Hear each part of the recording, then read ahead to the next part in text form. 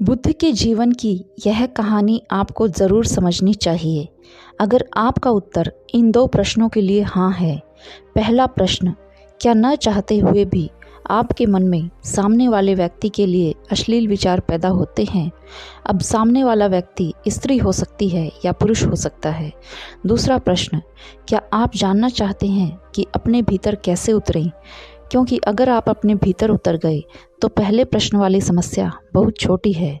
इस तरह की बहुत सारी समस्याएं चुटकियों में ख़त्म हो जाएंगी। अगर हाँ, तो यह कहानी आपको सिखाएगी, पर उसके लिए आपको इस कहानी को बड़े ध्यान से समझना होगा। गौतम बुद्ध के पास एक राजकुमार दीक्षित हुआ करता था। वह बुद्ध का भिक्षु बन गया था। सैकड़ों राजकुमार अपने राजपाट को छोड़कर बुद्ध के भिक्षु हुए। उनमें से वह भी एक था। उस राजकुमार के भिक्षु बनने के कुछ दिन बाद ही बुद्ध ने उस राजकुमार को किसी श्राविका के घर भिक्षाटन के लिए भेज दिया। वह भिक्षु उस श्राविका के घर जाते वक्त रास्ते में यह सोचता जा रहा था कि जो भोजन मुझे प्रिय था वह भोजन तो अब शायद मुझे कभी नहीं मिलेगा। पता नहीं आज कैसा भोजन खाना पड़ेगा। ऐसा सोचते सोचते वह भिक्षु उस श्राविका के घर पहुंचता है। श्राविका उस भिक्षु का स्वागत करती है और भोजन के लिए आसन ग्रहण करने को कहती है। वह भिक्षु बैठ जाता है और मन ही मन अपने प्रिय भोजन के बारे में सोचता रहता है। श्राविका रसोई घर में जाती है और उस भिक्षु के लिए भोजन पकाती है। कुछ समय बाद जब वह श्राविका भोजन पकाकर उस भिक्षु को परोसती है तो वह भिक्षु भोजन देखकर दंग रह जाता है, क्योंकि श्राविका ने वही भोजन पकाया है जो उस भिक्षु का प्रीतिकर है। वह भिक्षु बहुत खुश हो जाता है, उस भोजन को ग्रहण करता है।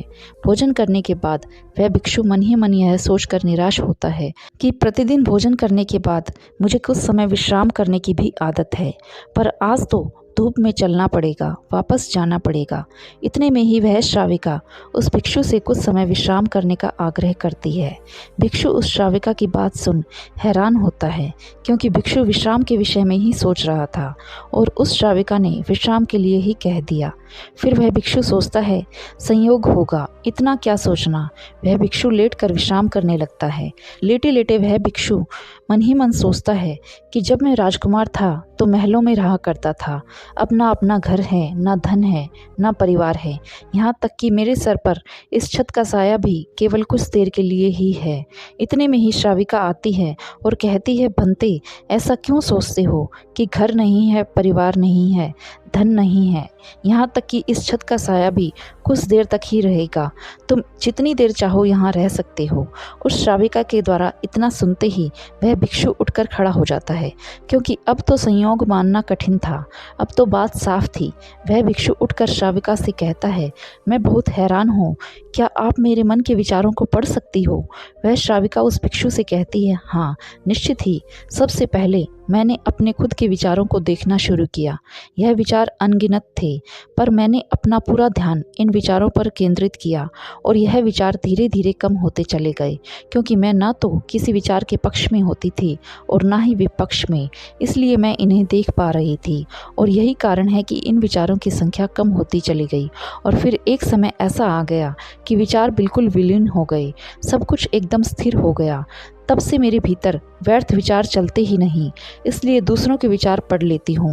वह भिक्षु तो उस श्राविका की बात सुन घबरा जाता है और उस श्राविका से लौटने के लिए आज्ञा मांगता है। वह श्राविका उस भिक्षु से पूछती है, तुम इतना घबरा क्यों रहे हो, क्या हुआ? पर वह भिक्षु उस श्राविका को कोई उत्तर नहीं देता है और दौड़कर बुद्ध के पास पहुँचता है।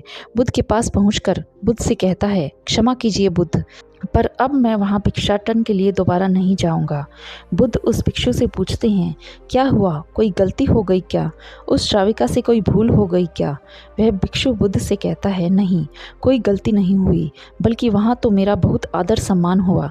लेकिन वह स्त्री दूसरों के मन के विचारों को पढ़ लेती है और यह तो बड़ी खतरनाक बात है, क्योंकि वह स्त्री सुंदर थी, इसलिए उसे देखकर मेरे मन में तो काम वासना भी उठी थी। मन में तरह तरह के विचार भी उठे थे। उस स्त्री ने वे सभी पढ़ लिए होंगे। भला वह स्त्री अब मेरे बारे में क्या सोच रही होगी? अब मैं उस स्त्री के सामने भला दोबारा कैसे जा सकूंगा? उसे अपना चेहरा कैसे दिखा सकूंगा? अब मैंने तय कर लिया है कि मैं अब वहां नहीं जाऊंगा। बुद्ध, कृपा कर आप मुझे क्षमा कर दें। बुद्ध कहते हैं, वहीं जाना पड़ेगा। अगर इसी तरह से हार माननी थी, क्षमा मांगनी थी तो भिक्षु क्यों बने?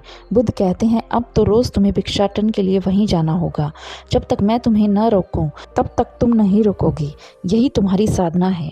लेकिन ध्यान रहे, होशपूर्ण जाना, जागे हुए जाना, यह देखते हुए जाना कि भीतर कौन से विचार उठ रहे हैं। बिना किसी विचार को सही या गलत ठहराए हुए, बिना किसी विचार से लड़े, बस उन्हें देखना, होशपूर्ण देखना, पूरी जागरूकता के साथ देखना। यह देखना कि भीतर कौन सी वासनाएं उठ रही हैं, बिना उनसे लड़े बस उन्हें देखना। अगले दिन वह भिक्षु उस श्राविका के घर भिक्षाटन के लिए जाने लगता है। वह बहुत घबराया हुआ होता है और इसके साथ ही पहली बार वह भीतर से जागा हुआ होता है। वह भिक्षु अपने भीतर उठ रहे विचारों को देख रहा होता है। आज पहली बार वह भिक्षु रास्ते पर जागा हुआ चल रहा है।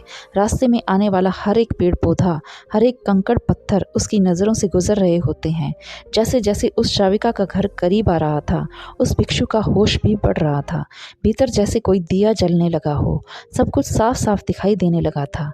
जैसे ही वह भिक्षु उस स्त्री के द्वार पर पहुंचा, एकदम से सन्नाटा छा गया। सब कुछ स्थिर हो गया, सब कुछ शांत हो गया।